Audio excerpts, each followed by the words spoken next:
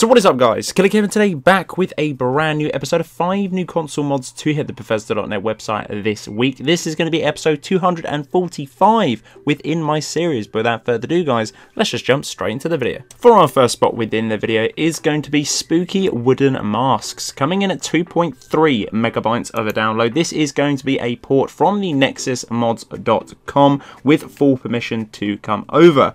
Very easy to obtain these particular masks. Some changes have been made. The masks now have the armor rating of a light armor, and the masks can be crafted within the tanning rack and upgraded, with also a possibility of enchanting them too. There is a side note on this one, not too sure why this happens, but if you do save the game with the wooden mask and then load that particular save back up again, the sort of wooden mask or the helmet itself will actually go invisible. Easy fix for that one is simply just drop it on the floor, re-pick it up and re-equip it. Very nice indeed, going to be part of the thumbnail taker for this particular video.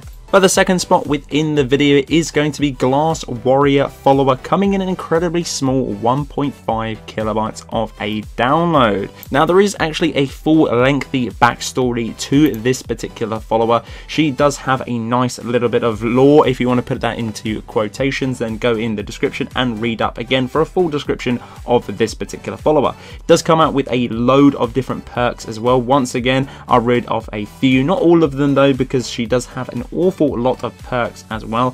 One-handed heavy armor, archery block and magic, many different others as well, such as Blade Master, Bullseye, Block Runner, extra damage to 3, Bone Breaker, Fists of Steel, Critical Shot, Deadly Bash, and a ton of other different ones if you want to go and check her out. Again, as always guys, I only do these sort of reviews very quick and simple, just to entice you to download and try it yourself. She will level up with you to the level of 300, which is really insane. Usually it goes to 200 or 250 on this one. She is essential with her enchanted armor and weapons.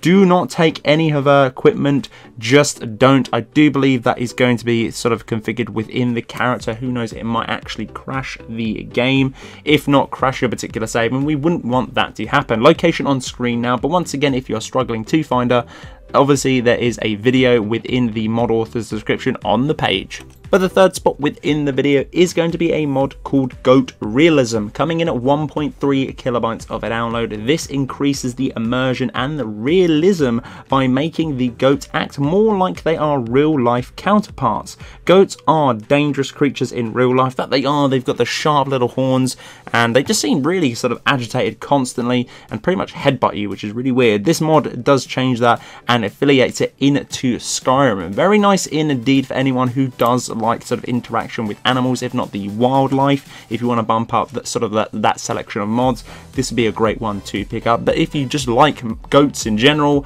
once again, this would be a pretty funky mod for you to grab. For the penultimate spot within the video and the other half of the thumbnail is going to be a slight retexture of this beautiful armor. This mod is simply going to be called White Dragonbone Armor and Weapons.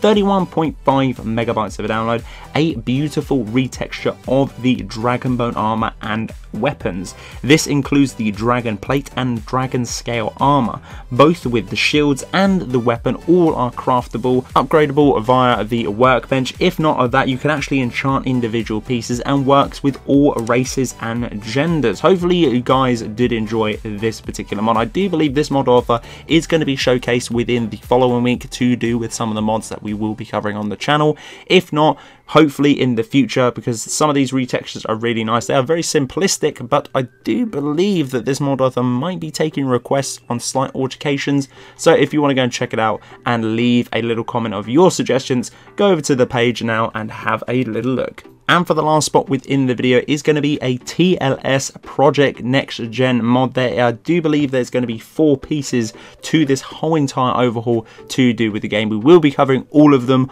on the channel. I want to kind of flesh them out. I don't want to smother you too much with these particular mods, but this is going to be the Retexture Architect Farmhouse Part 1, coming in at 54.6 megabytes of a download. This is the last part of the Project Nextgen to retexture all of Skyrim in the component parts corresponding with the title for what they actually do. Once again, not too much of the description of this one, just kind of gives you a rundown of what it does. This one is a simple retexture of farmhouses and the farmer huts to do with the game. 54.6 megabytes of a download. Who knows what the construct, if not the whole component package of this particular overhaul is going to cost you. But if you do like what you see, I do encourage you to grab all of the parts. If you're not running any sort of overhauls, or you're sort of want a different change maybe, definitely grab all of these and let me know what the total download size is going to be. So guys, that's the end of this video. This has been episode 245 within my series. Hopefully you guys did enjoy. If you did,